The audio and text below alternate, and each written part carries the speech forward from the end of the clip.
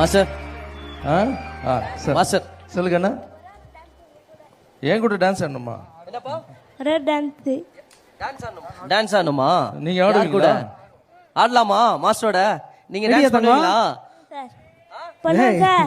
பண்ணுவீங்களா? மாஸ்டரோட டான்ஸ் பிடிக்குமா? பிடிக்கும். சூப்பர். ஒரு படம் கூட மிஸ் பண்ண மாட்டேன்.